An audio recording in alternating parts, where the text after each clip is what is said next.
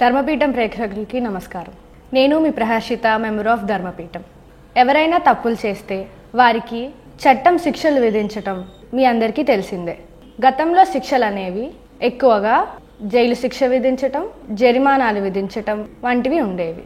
ఇప్పుడు మారిన కొత్త చట్టాల ప్రకారం సామాజిక సేవ చేయటం కూడా ఒక శిక్షగా తీసుకురావడం జరిగింది.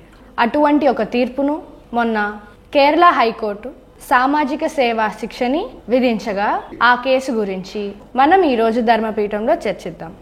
గత ఏడాది కేరళ కొట్టాయంలోని చీఫ్ జ్యుడిషియల్ మ్యాజిస్ట్రేట్ పట్ల అమర్యాదగా ప్రవర్తిస్తూ ఆ న్యాయమూర్తిని దూషించటం, ఆయన విధులకు విఘాతం కలిగించటం వంటి పనుల కారణంగా 28 మంది న్యాయవాదులపై కేసు నమోదు చేసి విచారణ చేపట్టారు.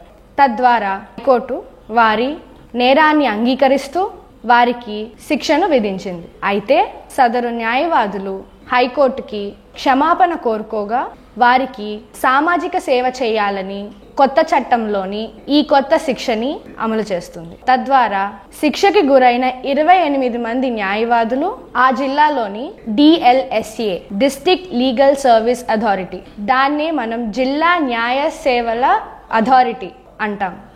ఈ సంస్థ ద్వారా ఆ శిక్ష అనుగుణంగా పేదలకు మరియు నిరుపేదలకు ఉచితంగా న్యాయ సహాయం చేయాలని, తద్వారా సామాజిక సేవకు పూనుకోవాలని హైకోర్టు సారాంశం.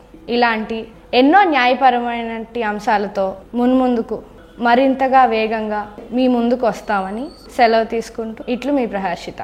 ధన్యవాదాలు.